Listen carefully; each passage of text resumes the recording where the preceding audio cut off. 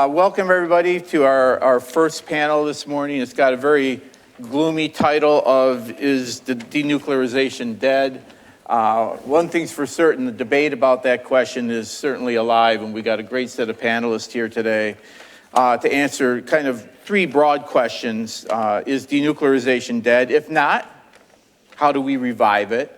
And if so, how do we deter? And how do we keep the door open going forward? What is the best posture toward the DPRK?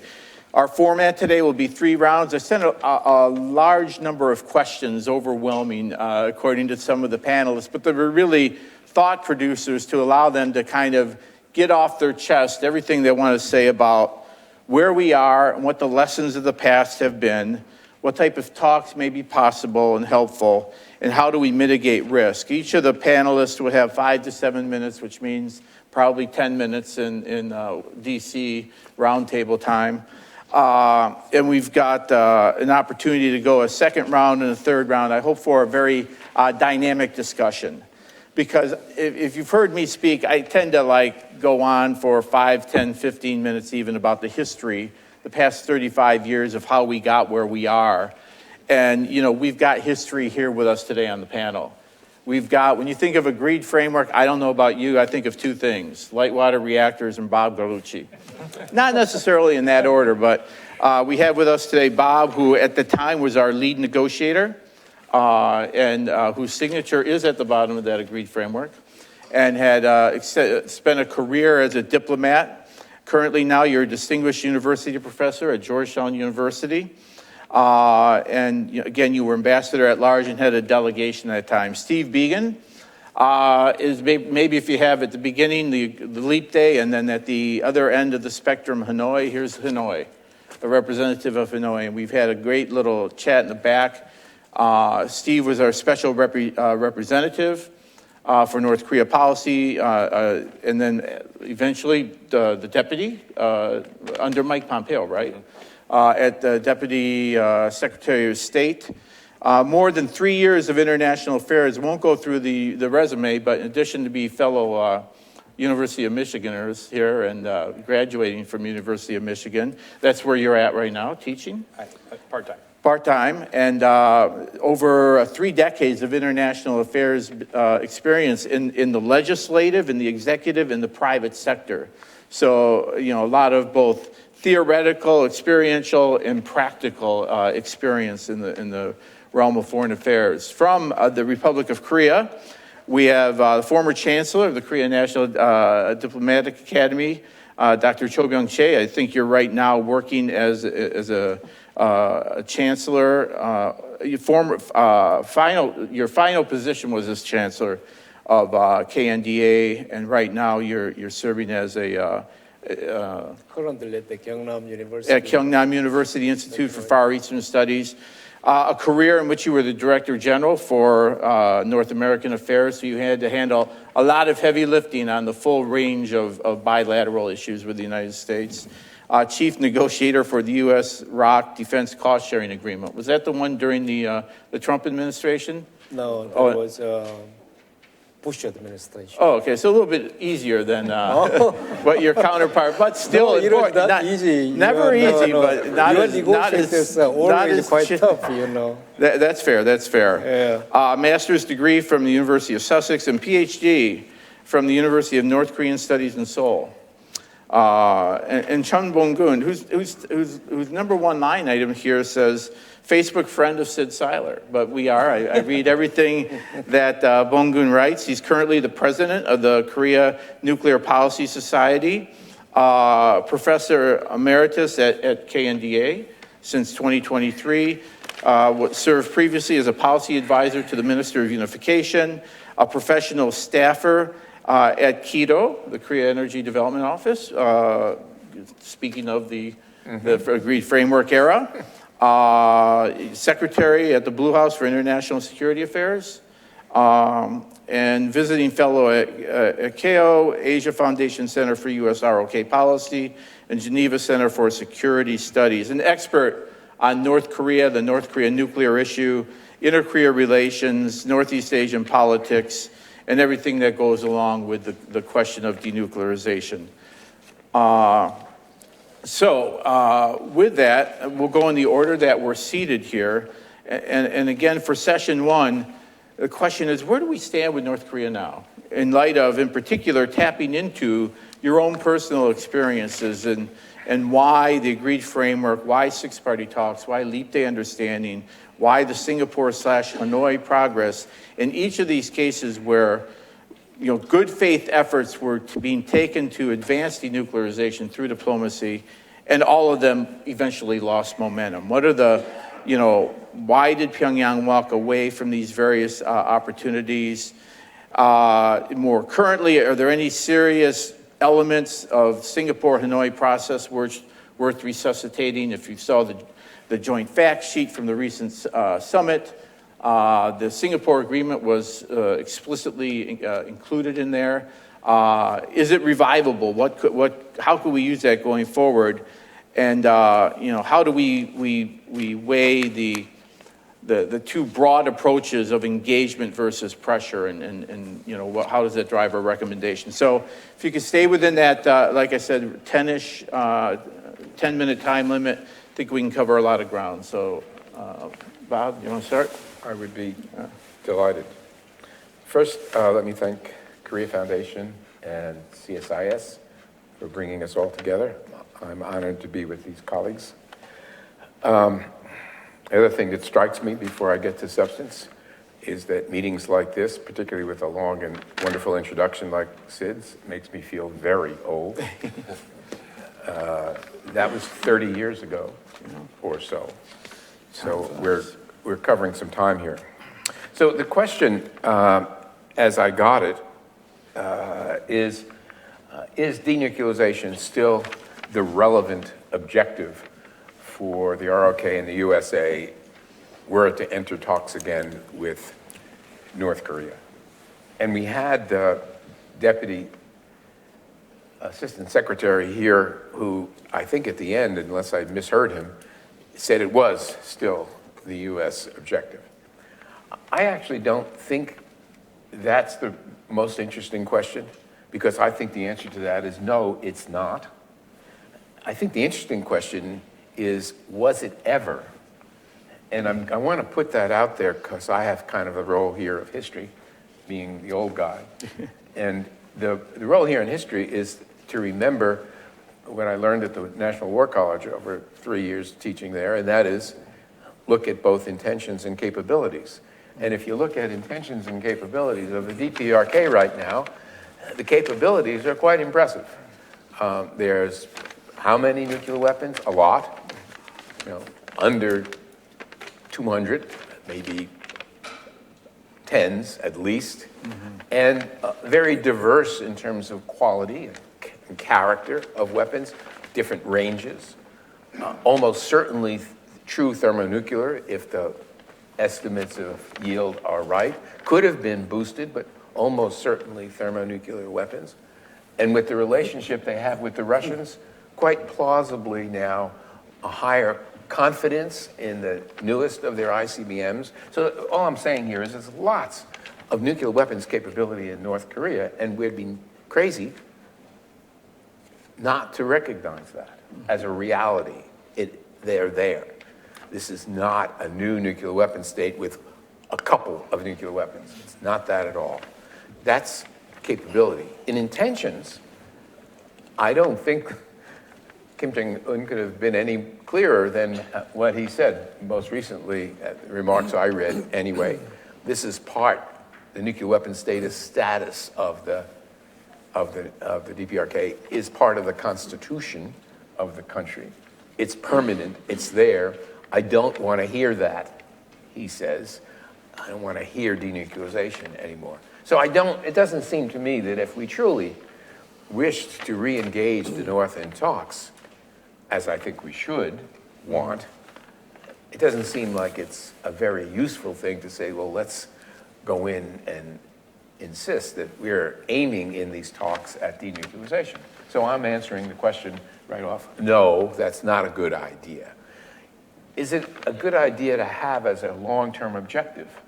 Yes, right? Because if one looks at, as the question does, this as, are we interested in denuclearization, or should we fall back to something, a set of objectives that is characterized as arms control? Now, for those of us who were raised in the era of arms control, there's a lot there, and there's a lot to do. And generally, arms control was aimed at stability at the lowest levels possible. Crisis stability and arms race stability, two kinds of stability, at the lowest level possible. So disarmament wasn't excluded, but disarmament was not the first objective. Stability, avoiding first use of nuclear weapons. That seems to me not too bad as an opening objective for conversation. It doesn't mean that we are not doing what even the arms control between the Soviet Union, the then Soviet Union, and the United States had, which was eventual disarmament.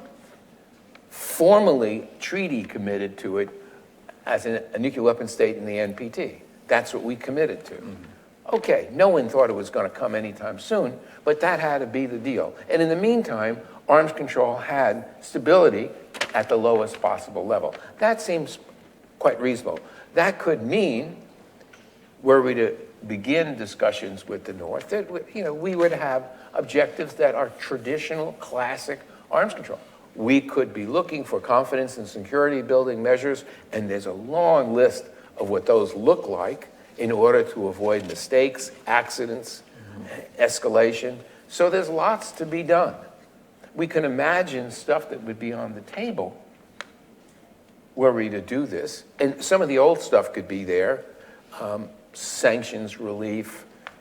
A lot of us have lost enthusiasm for sanctions as the decades have gone by. We don't really need that maybe anymore. Could we adjust the ROK-U.S. military exercises? Of course we can. Can we abandon them? Of course we can't. But we can adjust them. We don't have to be provocative. As Kang Suk-ju once said to me, do you have to call that part of the exercise decapitation? He said, it's offensive. And I think the short answer, no, we don't have to call it. This part of the exercise is aimed at decapitation of the leadership of the DPRK. I don't think that's particularly useful. So there are lots of things that can be done that are classic. A peace treaty to replace the armistice has been around for 30 years. It was certainly thought to be on the table eventually when I was talking to North Koreans in the context of an agreed framework. Anyway, what I'm saying is here, long-term goal remains denuclearization of the Korean Peninsula, right? That's de-weapons nuclearization. And in the meantime, trying to avoid the risks of war. I think there's still lots to talk about. I myself think there's a third question here. Do we have any lessons to be learned? We've got some people in this room and on the podium here who have had experience negotiating. What did we learn? What's useful? I would say the thing I like as a message, some of you might know Joel Witt's most recent book where he attempts to go through all this negotiation from the agreed framework right up through Steve's negotiations and ones that he supported. And I think one thing comes out of that, and that is preparation. I am no fan of let's meet for lunch and solve a 30-year problem. I think that's not prudent. I know that's also not fair to put it that way, particularly sitting next to someone who put so much effort into that preparation. But I think that has to happen again. So we can't rush to what is the shining objective, which is to have the heads of state actually meet. So anyway, I think the answer to the question is actually pretty clear. I think there's a lot to be said about what we ought to do and how we should do it. And I hope we do get to discussions. But I hope we don't make the discussions impossible by pushing denuclearization when it ought to be held rather than pushed. Thank you. We'll get into a lot of great questions, follow up on that. In particular, as somebody who kind of owned that additional progress with North Korea over the years, where were the mistakes we made that derailed it? But I think as we hand it off to Steve, I got to tell you, one of the questions I get most today, is how does Donald Trump see the issue? And there's one of the issues that's like so controversial is, what was the president trying to achieve at Hanoi? What did he achieve in terms of developing the relationship? What happened in Hanoi? And what does that speak about where we are today? So I know you've probably got a number of issues you want to speak about, Steve, but I think this is where there can be some real clarification as we look at possibilities in the future under President Trump based upon Hanoi lessons learned and where we are today. So please. Thanks, Sid. And I'd like to add my thanks to Bob's, to CSIS, and the Korea Foundation for hosting us today. I also like to thank you, Bob. There is a certain fraternity and sorority among those of us who have led engagement on behalf of the United States with North Korea across all those years, men and women. And there's a real camaraderie in that group and a willingness to share. And more often than not, those conversations amongst us are almost confessionals about where we failed to make progress, or why we might have failed to make progress, and it's cathartic in a way, and also extremely gracious to be able to glean the advice of now 30 years, and it's a part that I happily play now as a former diplomat myself, and so thanks, Bob, for being so accessible during those times. You said I'm going to start with your first question, and then in the course of this conversation, I think we'll roll back to some of the things. But your headline question, of course, is denuclearization dead? And the answer is no. I don't think denuclearization is dead. Dead is a pretty absolute judgment, and it's not dead. But for a lot of reasons, it's not very promising right now either. Needless to say. When I was leading U.S. engagement with North Korea on behalf of President Trump, it was hard for me to fight off the envy of the generations of diplomats that preceded me at their ability to pick up the phone and speak to North Koreans, to use what we refer to as the New York channel to communicate with Pyongyang. Whereas during the period of diplomacy where I was in that position, we would go weeks, months with the North Koreans refusing to even respond. They literally wouldn't pick up the phone. And on the rare occasion where you'd catch them off guard, they'd hang it up very quickly. And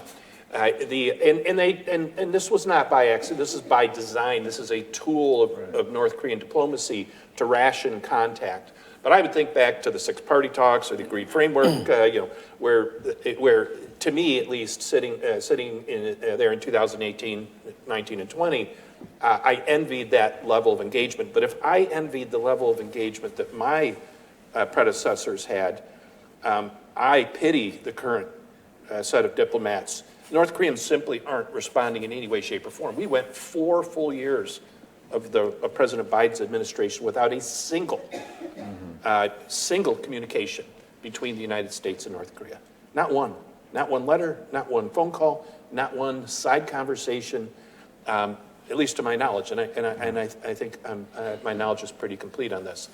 And so if I envied my predecessors, I have great empathy for my successors on this. It's a very different world in which we would try to pursue any sort of engagement with North Korea today. Needless to say, the geopolitical environment is substantially harder to penetrate. North Korea's engagement in Russia's war against Ukraine, the state of the U.S.-China relationship, political instability that at least prevailed for the past year in the Republic of Korea, and to some extent even in Japan, where there's been a series of leadership changes. All of these contribute to a much deteriorated geopolitical environment in which this type of engagement might happen, because those other countries, those other parties are central to our ability to engage with the North Koreans. In North Korea's sense that those other parties are aligned in a loose sense is essential to creating the right incentives for the North Koreans to engage as well. So I'm not very optimistic. Of course, there are the other factors, many innumerable factors that also make it much harder. It's often mentioned that the North Koreans have enshrined their nuclear weapons status in their constitution, and this is true, but when you have a constitution that's crafted to reflect the wishes of a single individual, what is changed yesterday can change again tomorrow. And so I'm not persuaded that that is necessarily any sort of permanent obstacle to denuclearization. I do believe, for better or for worse, from at least a Pyongyang perspective, that Chairman Kim Jong-un has personally associated himself with that position as well, which does set up the question, in order to return to denuclearization, does there need to be new leadership in North Korea? Now, the United States is not going to embark upon regime change, but I think we, like the North Koreans, have to have a longer-term view of events on the Korean Peninsula. And so our policy at the moment also needs to be anchored in our expectations over the course of time. North Koreans have been extraordinarily good at leveraging time to their advantage. It's one of the strategic assets they have, along with, of course, rationing direct interaction with outside parties like the United States of America. And one of our challenges was how to compress their notion of time in the course of our diplomacy, because the North Koreans has demonstrated with the Biden administration, if they don't like a president's policies, they'll just take a seat for 4 years and they'll have a new president, or 8 years. Kim Jong-un, when we were engaging with him, approximately 35 years old, could look at the trajectory of his grandfather's life into his early 80s, and you could think, I have 45 more years to fool around with this if I need to.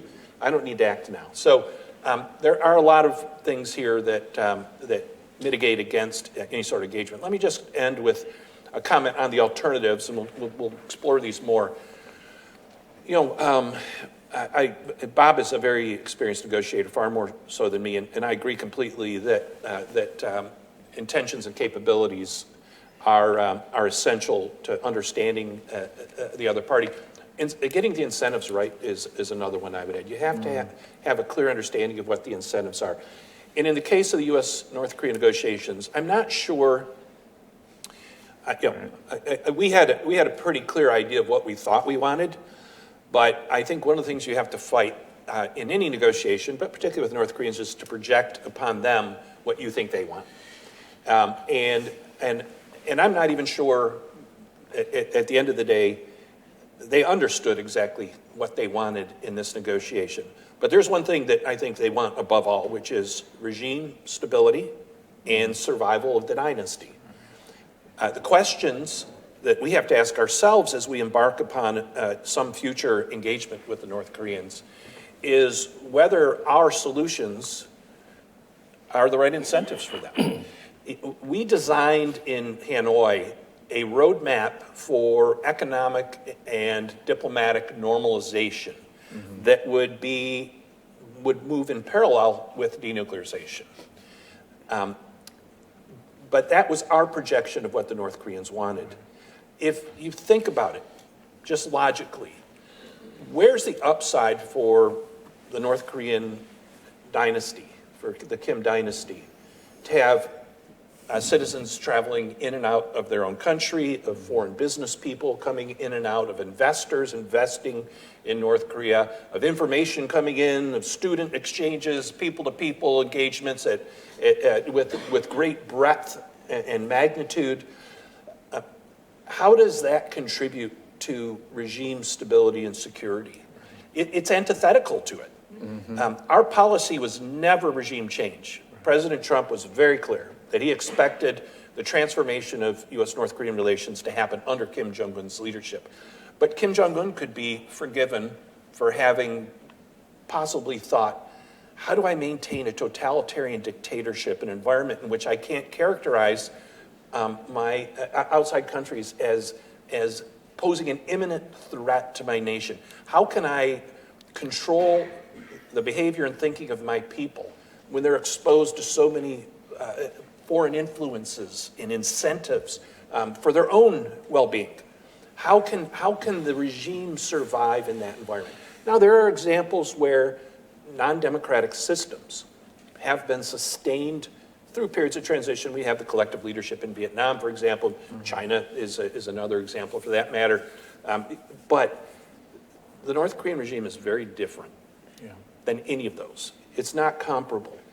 And if we project to the North Koreans that the outcome that we think they want is the incentive to get them to do what we want on denuclearization, I fear that we would be headed for failure again. Steve, thanks. I mean, the lessons learned, because as Victor will attest to as well, we had a roadmap. We had a list of energy, economic projects. We had, timelines for establishing liaison offices, diplomatic relations, and, press the repeat button during the Obama era where, both in terms of our secret dialogue with North Korea as well as what eventually led to the Leap Day understanding, we had made an elaborate list of things that we would be willing to do as a country, and then what U.S. companies were looking to go into North Korea, and they were just waiting for a flashing yellow at least, or a green light from the White House on that. And again, the Hanoi, each one was flavored a little differently, and there was a lot of fanfare, the DVD and all that. But it was clear that an alternative path was being laid out, options that North Korea sees as peaceful evolution, to use the Chinese and North Korea, Vietnam language, or color revolution, to use the Russian language. It's fear that everything that we might possibly do to them is exactly what is antithetical to the nature of the regime and the path they wanted to pursue. But, it gets frustrating when people say North Korea doesn't know what we expect of when we ask for denuclearization, and North Korea doesn't know what it will get if it goes down that path. It knows and simply chooses an alternative, and we can get more into that. And so, from the Korean perspective, I'd like to hear your reflections both on the questions, on what Steve and Bob have laid out. I think the sunshine policy efforts stand as one era's efforts to try this same type of approach. We saw it under Moon Jae-in. We're seeing it under Lee Jae-myung with the E.N.D. Initiative. And so with that, Cho Byung-jae, would you like to? Yes. Yeah. Thank you. Thank you for your introduction, and thank you for Korea Foundation. Thank you for CSIS for having this opportunity and inviting me here. And also, very good to see you all. And I'm particularly delighted to meet Dr. Gallucci here. I first met him in early 1990s, actually. It was during the first North Korean nuclear crisis. He was Assistant Secretary at the time, leading the U.S. negotiation with North Koreans, of course, as you know. I was a junior officer at the Korean Foreign Ministry. So we occasionally met, but I was sitting usually on the second row and taking note when he was talking to my seniors. Topic was, of course, nuclear issue, how we can denuclearize North Korea. At the time, the issue was inspection on very, very small, 2 undeclared sites at that time. But after that, 30 more years have passed, and today we are sitting here and talking about the same subject, how we can denuclearize North Korea. So I think it can feel quite surreal for me. It also means that this is a really a tough question. And during the last 20 or 30 years, there was a lot of diplomatic efforts, and a lot of people have written and have spoken on this subject. and so on. So I was wondering what I could add, anything plus on this discussion. So before I came here, I asked my ChatGPT, and what new element can I give to this discussion? The answer, he was quite smart and told me that, Dr. Zhou, there can be two ways of creating something. One is that you can create something really big, like Dr. Einstein discovered something like that. But the other way of creation is that you can combine some existing facts in a different ways. How you can view some things from a different angle, that can also be called a creation, a new needs. So Dr. Zhou, you can try that one. So I was a little bit encouraged to hear that from my ChatGPT, my very smart assistant. About 5 years ago, it was in 2019, I wrote a book, and that book title was North Korea's Search for Survival.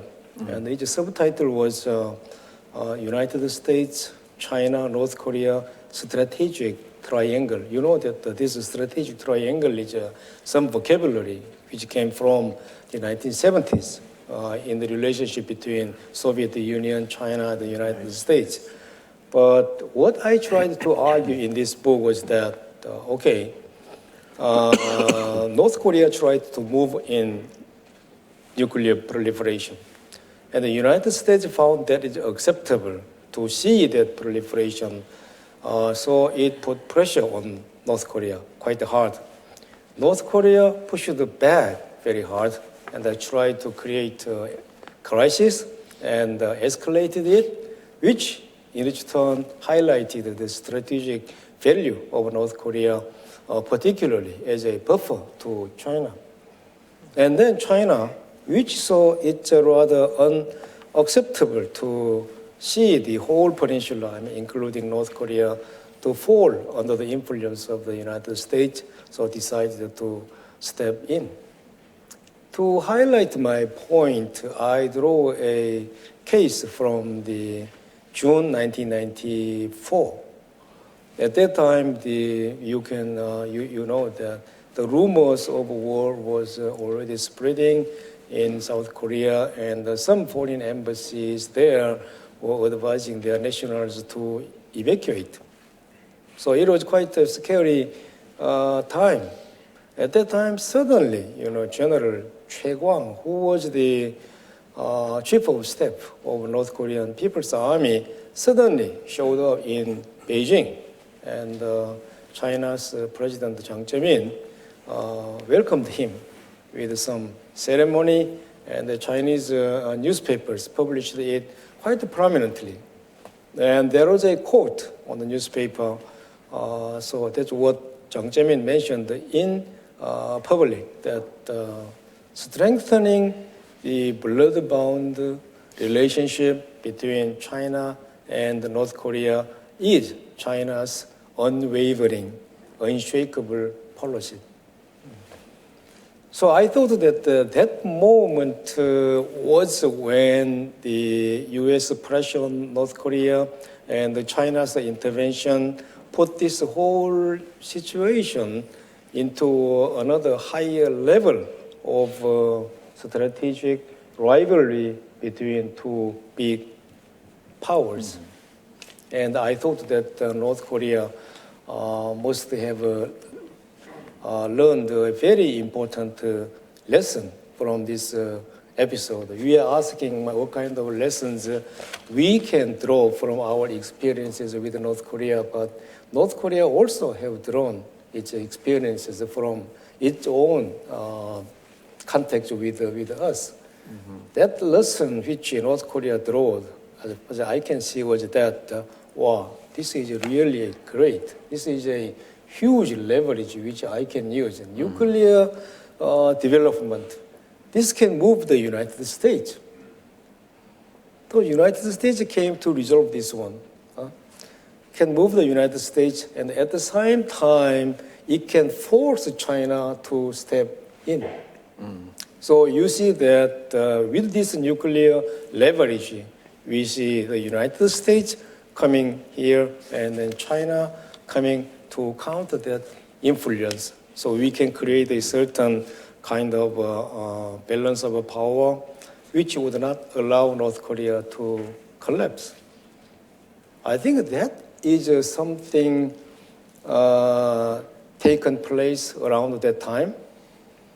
And after that, since then, we've been seeing quite a similar patterns repeating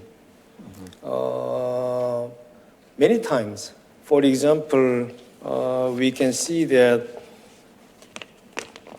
from time to time, of course, I mean, you will ask me that North Korea has been engaged in diplomacy, but you will see that North Korea has been engaged in diplomacy only when it found that it is standing in a certain comfort zone, diplomatic comfort zone. For example, after the framework, agreed framework we signed in 1994, we had several years, several intervals, until the IAEA inspectors would come to check all its facilities, including the undeclared facilities. When we constructed the light water reactor to a certain extent, then before we provide the core components, then IAEA inspectors were supposed to go in and to check the undeclared facilities. So that interval was quite a comfortable zone for North Korea. So it was quite actively engaged in diplomacy. Another case would be during the six-party process. North Korea found it somewhat comfortable until that sampling issue popped up to the fore. It was in 2008, right? And in 2009, it had a nuclear test again. And through this process, China intervened to ameliorate the tensions and so on. And in 2010, you remember that North Korea sank our Cheonan naval ship in western coast. And then also, it launched a artillery shelling on our Yanping Island. Then at that time, also China intervened to calm down the situation. And in 2018, I think when Secretary Biegun was there, North Korea felt comfortable when the Trump administration linked denuclearization to a peace regime. It was in Singapore, not Vietnam. So these are cases where we are not touching the core of North Korea's nuclear leverage, in this case, verifications. And otherwise, when we were touching on this limit, then North Korea walked away or created a crisis. It walked away in 2002 when Jim Kelly presented the HAU evidence. It walked away in 2008 when sampling issue was creeping up. And it walked away in 2012 when the Leap Day deal collapsed over the satellite launch. This was an important moment for North Korea because 1 year after, in April 2013, Kim Jong-un declared the Bong-geun line, codifying nuclear development as one of the essential pillars of its national security. Since then, North Korea has never again accepted a verifiable freeze. And in 2019, North Korea rejected. Of course, I mean, Trump stood up first, but North Korea also rejected the full declaration. So we see that here is a pattern. And as a fact of China, whenever there is a crisis, China steps in. China stepped in 23 after the HEU confrontation. It led the way to six-party talks. And China mediated again in 2008 through the sampling crisis and during the 2009 nuclear crisis, nuclear test, and also through the 2010 inter-Korean crisis. These two crises, China intervened quite heavily. And you know that in 2018 and 2019, through the Singapore summit and the Hanoi summit, Xi Jinping conducted 5 summit meetings with Kim Jong-un, before and after.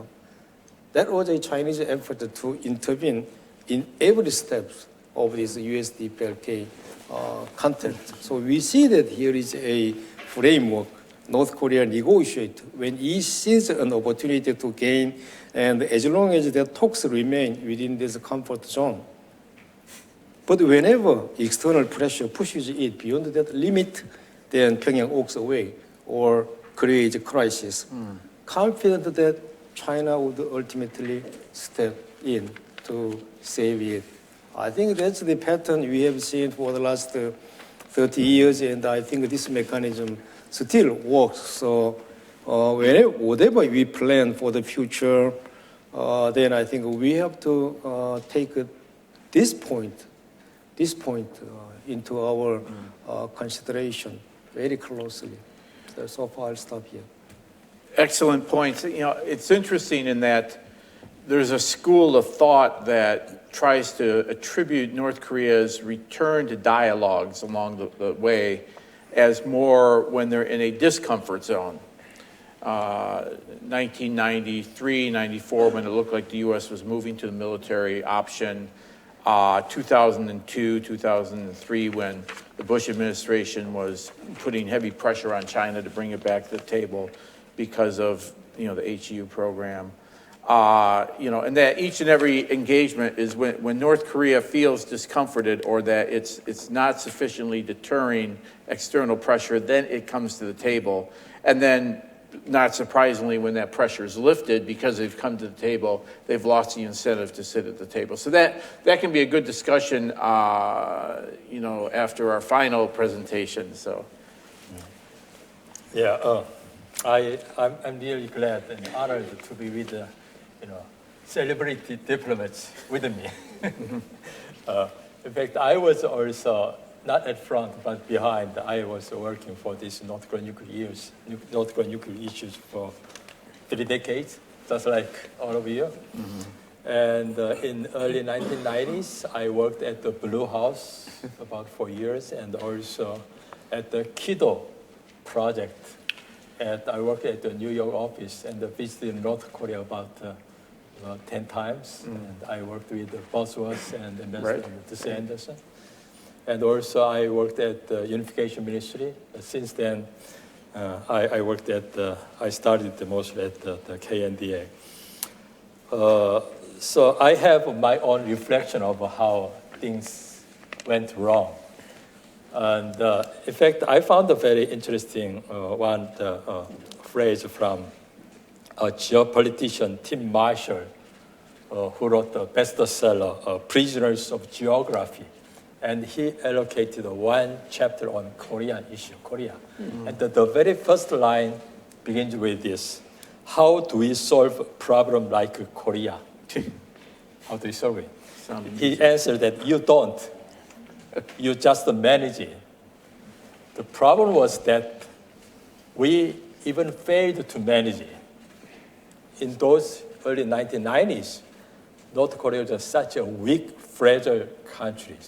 And we are such in an upper hand. But now, things have changed. And also, I was reflecting that if we have heard of his advice carefully, we might be in a better position. At the time, we tried to solve it. We tried to end North Korean regime. We tried to solve denuclearization once and for all. We are too hastened. But it makes us a good contrast with the U.S. effort when you are dealing with the collapsing Soviet Union. I heard so many stories of U.S. approach to Soviet Union. You were extremely cautious not to provoke collapsing, dying Soviet Union. You do not want to provoke a hoax in the Soviet Union. So let them, die slowly. But in case of South Korea, we are eager to, try to provoke North Korea and waiting for and activate try to, accelerate their demise. But So in that way, we couldn't really wisely manage it, wisely. And when I looking back, I would define that our 35 years of denuclearization diplomacy, of course, there is a partial success stories, but overall, we have failed. It's a big, big failure. Then what went wrong? What went wrong? I will come up with a couple of reasons. First, we overly underestimated the North Korean system and the regime's durability. They are far too resilient and resistant beyond our imagination. And the problem was that not only our conservative governments, but also our liberal governments also expecting DPRK's complete transformation changes coming. So that's one of the reason behind the sunshine policy and all our maximum pressure policies. So we expected the DPRK regime to change its transformation, ultimately collapsing, and ultimately our unification by absorption, but that didn't happen. And also, secondly, we overly underestimated the DPRK's will and the capability to nuclearly armed and their missile development capabilities. And on the other hand, we overestimated the effect of sanctions pressures against North Korea. It didn't work. Then why it didn't work? Most people often attribute all those DPRK's resistance to the DPRK's own unique political system. I think that explains only part of it. And so lastly, I would say that Northeast Asian geopolitics is very rigid. Despite we had, so-called Francis Fukuyama moment over, in the globe, and we have that moment in Europe. Soviet Union is gone. Eastern European countries are all transformed. There is a German unification. I think we expect exactly that's going to happen in Northeast Asia. But we never had a post-Cold War era in Northeast Asia. China was weak, but still very strong. Right. And, when North Korea is about to collapse, throughout our history, if I look back 500 years of our history, there was a 3 regional warfare. And in all 3 occasions, China intervened to maintain North Korea or Korea as a strategic buffer zone against enemies coming from the seaside. 1891, when Japan invaded Korea, the Ming intervened. At the time, Ming was very weak. They was about to be overthrown by the Qing, but still, they had to intervene. And also during the Cold War time, at the time, the communist China was very weak, but still they intervened.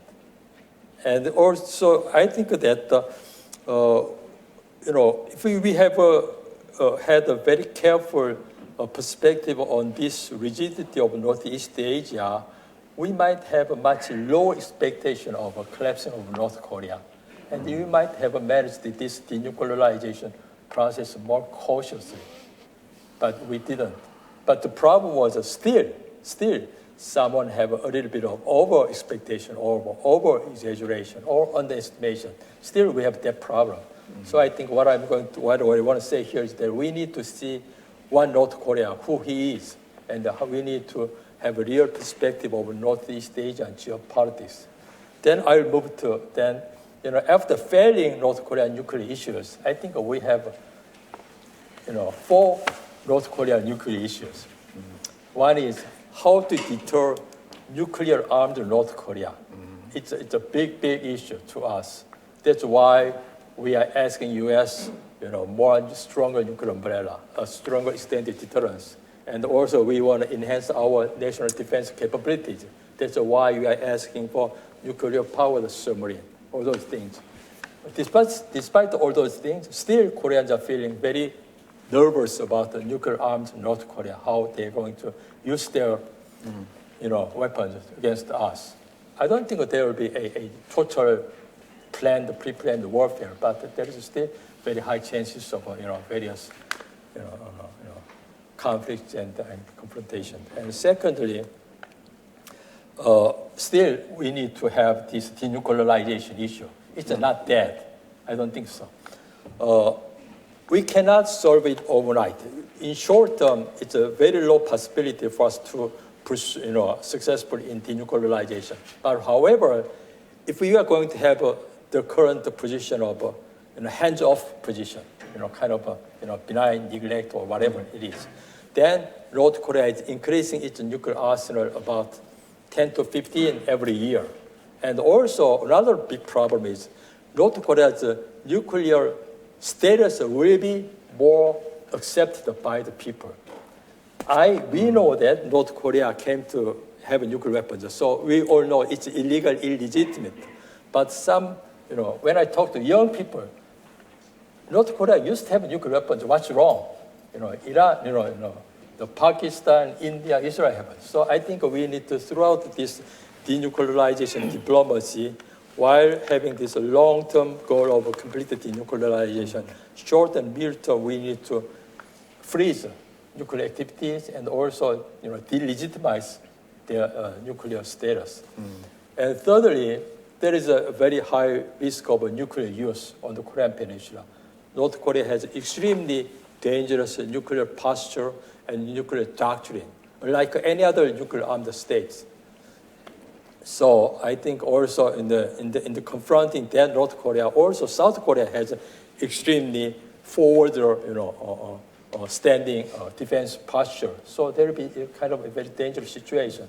So I think how do we reduce nuclear use risk and also all those things. And finally, I'll be short here. And South Korea has our own nuclear self-armament opinions, a lot of them. But this current Lee Jae-myung government made it very clear that we are loyal member of NPT. And if we are going to violate the NPT regime, our economy will be collapsing.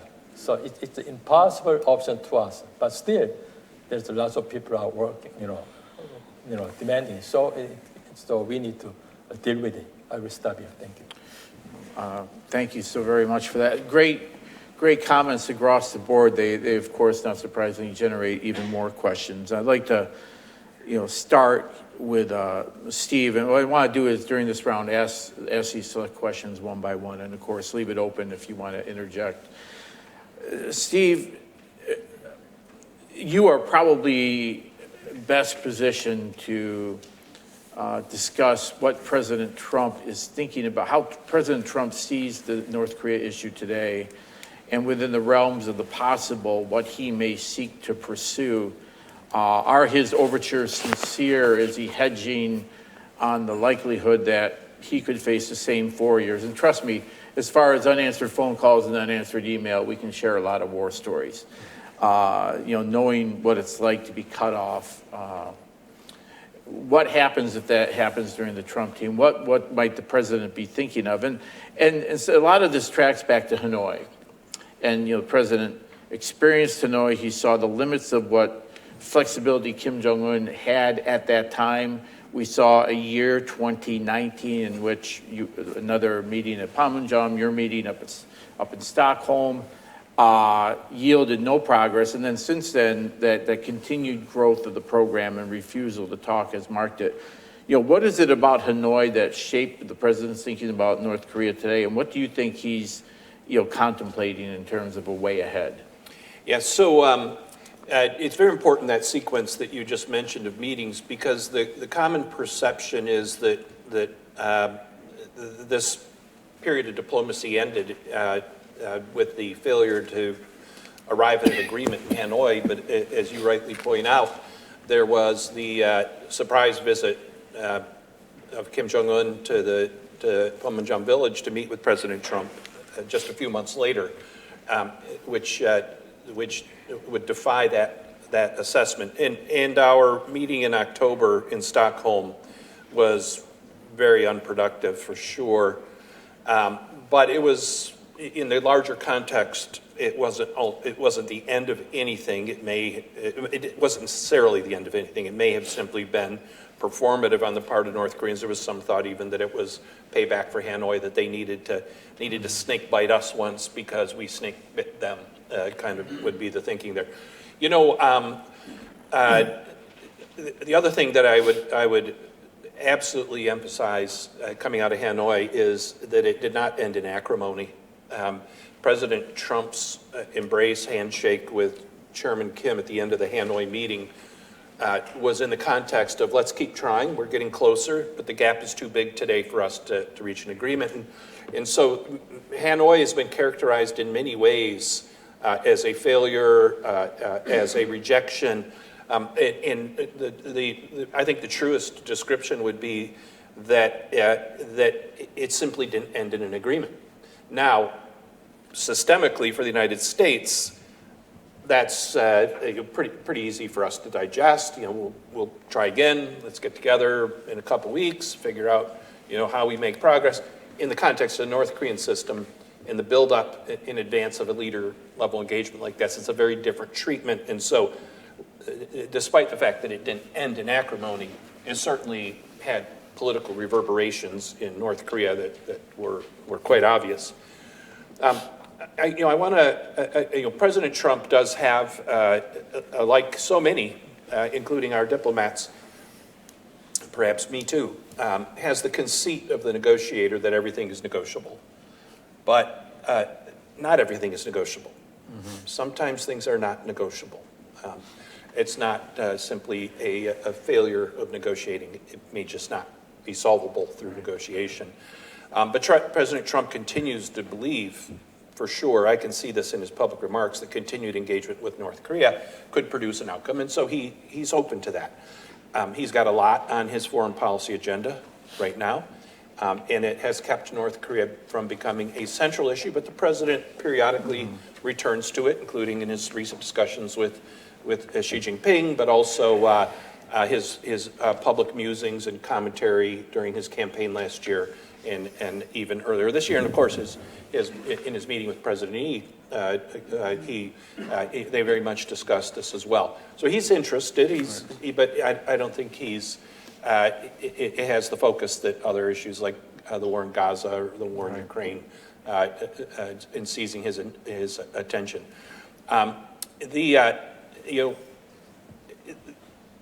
The challenge will be the North Koreans have there's no upside for the North Koreans to engage with the United States right now, particularly at a time in which they are a participant in the conflict in Ukraine. The risk for the North Koreans to get whipsawed between U.S. and Russian expectations is so high that it's very unlikely, in my view, that the North Koreans would even contemplate engagement before there's some outcome, steady state resolution, at least, or interim resolution to the war in Ukraine. I simply don't see the upside for the North Koreans, and so I wasn't at all surprised that they didn't take up the president's clear hints during his last visit to South Korea that it might be another opportunity to meet, perhaps, in Bong-geun village. But President Trump, I think, is convinced that this is a solvable problem. And you have to understand President Trump, see it through his perspective, to understand the logic. Here's a gentleman, a business person who took the American presidency in 2016 with a fair amount of international awareness and certainly some strongly held views, but not a lot of experience in global affairs. And he was handed off this portfolio in North Korea by President Obama, who characterized it in a convincing manner as the #1 threat facing the United States of America in 2016 and 17. And President Trump, in his first year, took that to heart. But as he scrutinized the issue, you could see him also beginning to gain confidence in his own instincts and his own views on matters related to North Korea. And at some point, he surely asked himself, how is it that 75 years at the time, after the end of the Korean War, that we still have nearly 30,000 U.S. troops on the Korean Peninsula. We have a nuclear weapons program that's out of control in North Korea. The United States homeland is at risk from a potential ICBM delivery of a nuclear weapon. you know, he could be understood for asking himself, what bumbling fools were in charge of this issue for the last 75 years that here we are in 2016, and we're still essentially in a state of war. I mean, you have to try to get that outcome. That outcome just doesn't accidentally happen. And that kind of informed how he approaches this. He sees this as an anachronism. And for those of you who have been to Parmesan Village, it reeks of the 1950s. Mm-hmm. It literally is the musty smell of a half century ago. The buildings, the crumbling concrete, you know, here and there interspersed with gleaming glass buildings sent to send messages to each other, but nonetheless, you know, President Trump sees this as a solvable problem. And so that's going to inform his view on this. What will that mean? When the administration cites denuclearization in their public commentary, which they have consistently since President Trump resumed office, it feels to me to be a little bit mechanical and robotic, it almost going through the motions. Right. I'm not sure that were the United States and North Korea to sit down today, the expectations would be the same as they were in Hanoi or in Singapore just a few years ago. So we'll see. But I wouldn't hold my breath, not because President Trump has lost interest in North Korea. I wouldn't hold my breath because I don't see the upside for the North Koreans at this point to engage. I think that's a good way of explaining a phenomenon we've had to explain repeatedly being associated with the Obama era North Korea policy and the accusations of strategic patience, and never once was that actually the term we used for our policy. What we did say is we weren't going to chase. We're going to leave the door open, credibly leave the door open while maintaining deterrence and while seeking to increase pressure to lead North Korea to make the right decision. And I think this is the same challenge that the president is facing today. And I think he's pragmatic in terms of not wanting to chase without any evidence put before him that Pyongyang is going to change its current desire not to engage the United States. So he's got a credible approach, but one that will be subject to criticism, which is relatively easy to dismiss, that he's not doing enough. But it's because, again, as an experienced negotiator, one, he sees every issue has a potential solution, or at the very least, he doesn't want to weaken his hand by chasing. So, no, thank you for that. Bob, I have a question here. I mean, this is a broader sense. If you look at the challenge that policymakers in Seoul and Washington have today, you know, you've got these competing demand signals. On the one hand, a demand signal for engagement, reconciliation, outreach to North Korea. Lee Jae-myung has, among other things, you know, put a halt to broadcasts, halt to leaflets, halt to loudspeakers, halt to discussion of unification through absorption, and according to the newspaper overnight is getting prepared to apologize for drone flights and everything. He is doing everything to address that, you know, that the demand made by Kim Jong-un through the National Security Office Director Chung Eui-yong at the time, that the system be guaranteed, that regime change would not be pursued, but that things would be done to less threaten the North Korean system. So you have that requirement, what we would call in maybe assurance language. In deterrence language, that assurance dimension, you have a ROK public that's probably mixed.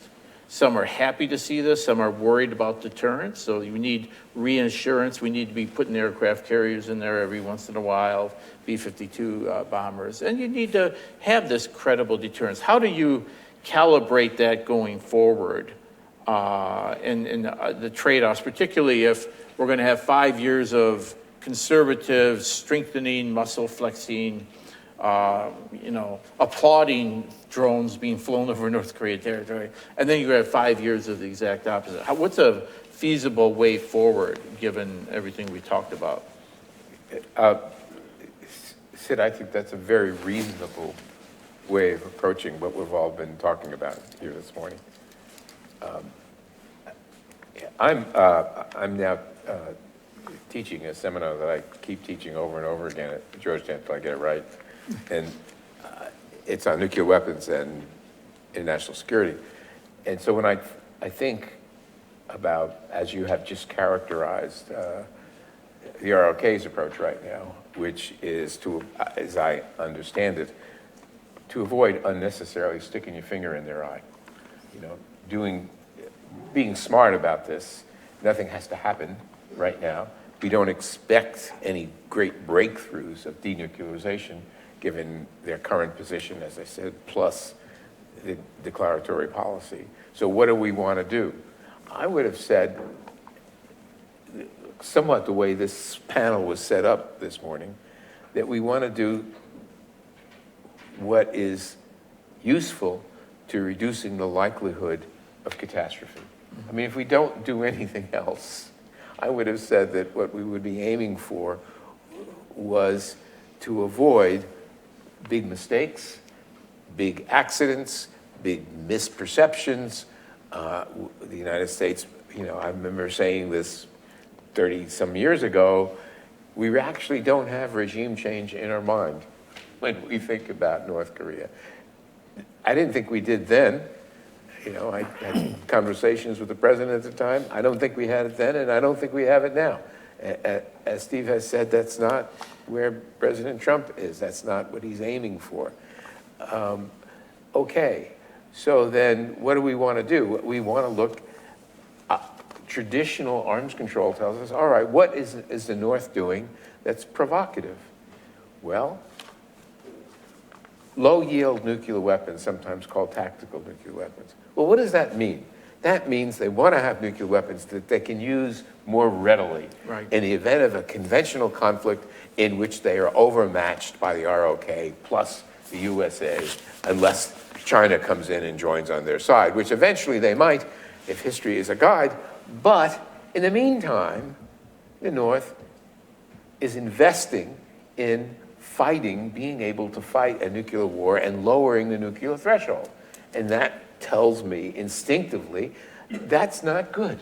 So, you know, this is not saying denuclearization. This is saying traditional arms control, and that was how this was set up. So I think there's stuff we can do that makes conflict less likely, makes escalation to the use of nuclear weapons less likely. That's one. Another is simply command and control.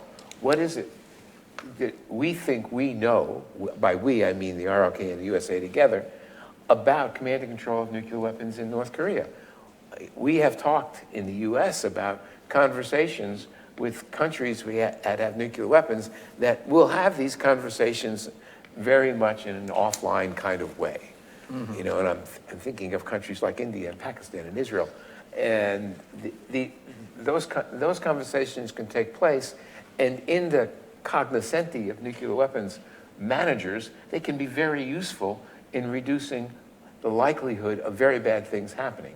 I mean, there's actually two conversations. There's this kind of conversation, which I am interested in right now, and then there's the conversation of the kind the rest of us have been having, and Steve particularly, about what's likely in a political sense, in a political diplomatic sense, of both the United States and the DPRK. When are they going to both be ready to have some conversation that is going to improve relations? And if you can avoid saying denuclearization, I think you're doing well. It's not that we'll forget about it. We want to assure, certainly our allies in Northeast Asia, that we are looking for denuclearization ultimately as an outcome. Not to have them isolated as the non-nuclear states and more than one enemy potential enemy in the region, Beijing and Pyongyang, with nuclear weapons. That's not the long-term outlook that the United States has. We have a different view, and it's an arms control informed view. So what I'm saying is, I think there are at least two speeds here. There's the political diplomatic speed, which I think has to be informed by the interests of both states, and we've already been warned about not being presumptuous about what the North wants. And then there's another conversation about weapons, particularly nuclear weapons, and the things that we have come to understand can reduce the likelihood of escalation to their use. Great. As a segue, let me interject. Oh, go ahead. Yeah, can I just add one Sure. point to what Dr. Gallucci just said? Of course, up here, I'm not representing the Korean government, but first of all, we see that the denuclearization of North Korea will be a quite tough and time-consuming job we have to do, and we don't know exactly how long that will take. We all agree that that denuclearization should remain the end state of our all diplomatic efforts. So meanwhile, then, until we manage the pathway to denuclearization, then what are we supposed to do? And particularly South Korean government should do. I think that's the questions we have to want to find here. On that point, what I can observe now is that Lee government is trying to do its efforts in at least in three tracks. I mean, you mentioned one is that deterrence.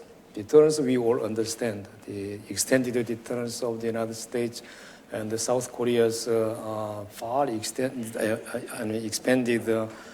conventional capabilities, and also our two sides has agreed to introduce nuclear-powered submarines to Korean arsenal. That is a deterrence course. And another one, risk reduction, as you mentioned, that particularly along the border area, we have taken, South Korean government has taken some unilateral measures there, stopped the broadcasting, stopped the balloon launches, and so on, and recently proposed the military-to-military talks even. Right. And also, we are leaving the diplomatic track quite widely open. Particularly, I think what we needed to notice is the November 14 fact sheet, where there is one line that both governments are committing to the 2018 Singapore joint statement between DPRK and the United States, which document very particularly links the denuclearization with the peace regime on the Korean Peninsula. I think there is one document which Kim Jong-un boasted as his achievement, and at that time there was a lot of criticism in Washington against that document. But this time when I saw when it was published, then I don't think we saw much criticism here.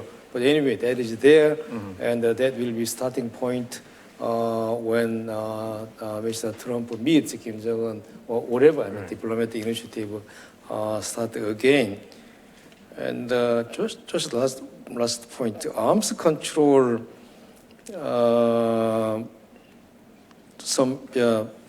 I think whatever we engage with North Korea, from our perspective, there cannot be a arms control efforts, because in arms control, in order to do that, as far as I can understand, then we have to recognize North Korea as a nuclear weapon state, and North Korea as a kind of equal counterpart. So not necessarily. No. Yeah, I mean, I think if I could, I don't mean to interrupt, but that phrase, recognize North Korea as a nuclear weapon state, that unfortunately creates the image of rejecting the language of the NPT, and we don't want to be there. Right. But recognizing North Korea as a state possessing nuclear weapons, that we should do. Pragmatic. It's That if we didn't do that, we'd have to wonder about our sanity. So in that way, you can do some kind of arms control discussion with North Korea. That's all that's required. It does risk legitimizing of course, nuclear, and that's a risk, but the reality is you begin the talks and end the talks by saying our long-term goal is remains. Right? Could I interject in this too? Because this is probably the central debate now about how we might proceed in the future. Right. Is the question of setting aside, if not forfeiting, at least setting aside denuclearization as the ultimate objective, and instead focusing more on the interim, which is arms control. And arms control is indistinguishable in many ways from the interim phases of denuclearization. It's the same thing.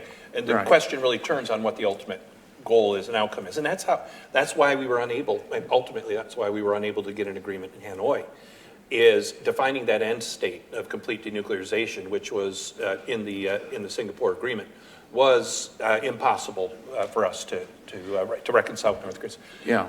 The second and third order consequences of tacitly acknowledging, accepting North Korea as a state possessing nuclear weapons are still formidable.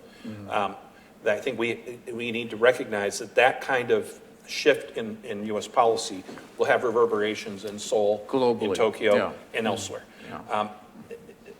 A second challenge is that I remain to be persuaded. I understand the logic of it completely, but I remain to be persuaded that the North Koreans would be any more enthusiastic about arms control discussions than complete denuclearization. And the last issue is that once we do this, there's no going back. And so we really need to think long and hard about if this is a shift we are going to make on our approach to the Korean Peninsula. The logic doesn't elude me to what you and Bob are saying. Just the permanence of the decision to do this is Can I significant. foot stomp? Asterisk. I have foot stomp after your asterisk. Asterisk. The word accept and the word acknowledge, Or those tolerate. words are different. If you say, well, am I advocating accepting nuclear, that the DPRK is a nuclear weapon state, I would say no. Okay? I would say, are you acknowledging that North Korea, DPRK, possesses nuclear weapons? I would say yes. Right? Now you ask, what is it I'd like to do tomorrow? I'd like to talk about a lot of things that are important that I presume they could have an interest in too. It could be economic, it could be political, it could be security, it could be arms control and reducing the risks given that you have nuclear weapons and we have nuclear weapons. What does that mean for the long term? For the long term, my objective remains the same. Right? I'm not accepting the North Korean situation, the reality. I'm acknowledging it is the reality right now, but I'm not accepting it. It would take very deft diplomacy, but it's possible to convince others of those distinctions, because Thank you. ultimately it's Okay. not us that we have to convince. We can convince ourselves very easily on almost anything.